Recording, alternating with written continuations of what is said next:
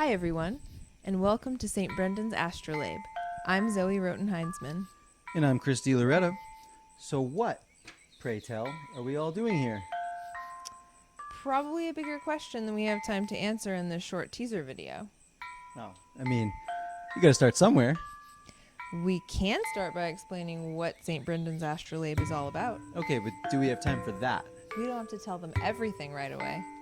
It is always good, I've found, to leave people wanting more. Hopefully they haven't all hit unsubscribe already. We did sign a bunch of people up against their will. It's for their own good, though. Swear to God.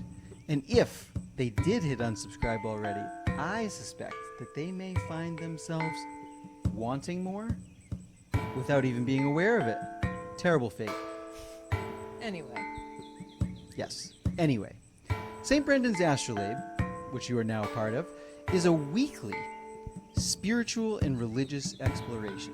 We're going to send out an email every Thursday, starting in just 2 days, using the hip, trendy, and delightful platform of Substack. Starting just over a year ago, we've been leading a very informal, very non-traditional home church with some like-minded local spiritual seekers.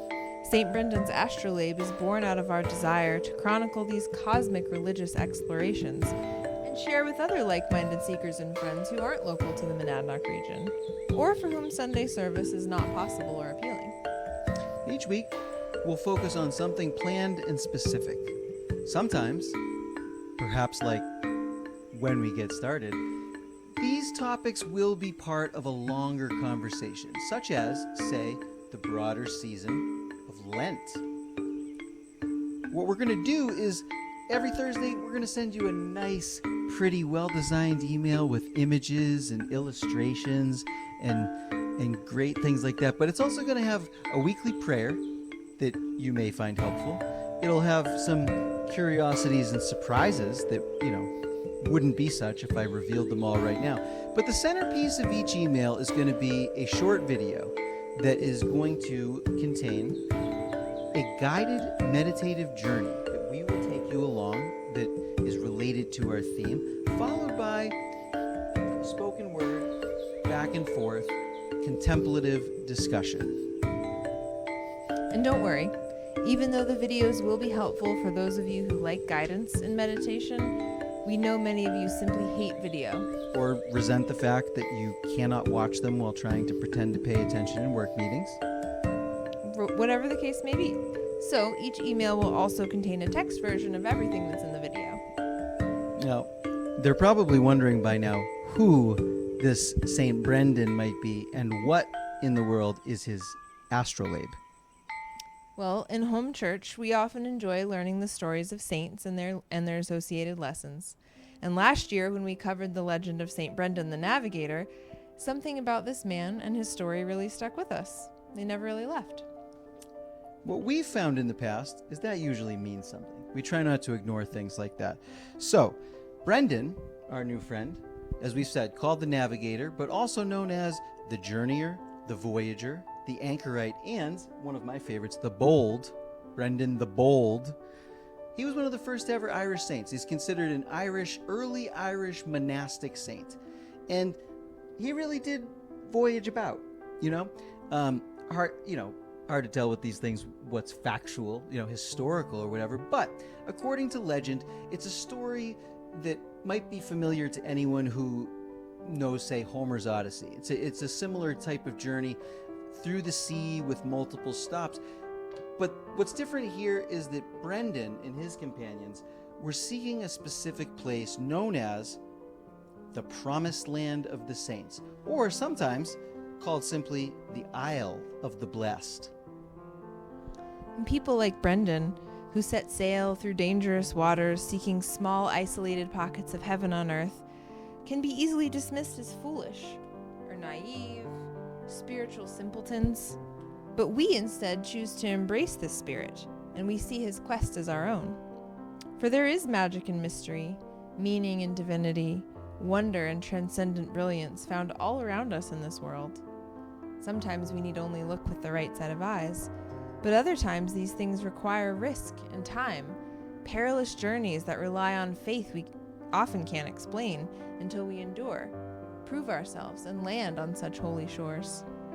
Generally speaking, that's how we see the spiritual journey of all of our lives. It's not easily defined. It's certainly not easily mapped. You can't find it in your GPS app, unfortunately. And some people are able to find it through traditional means, and certainly that's a path that's available to us.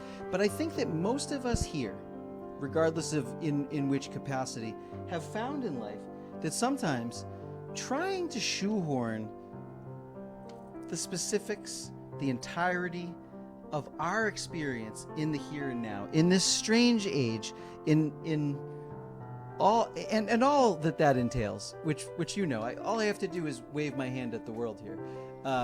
Trying to shoehorn that into, the existing rigid structures of many traditions can leave us feeling lacking, can leave us unsatisfied. And it's not a selfish form of dissatisfaction.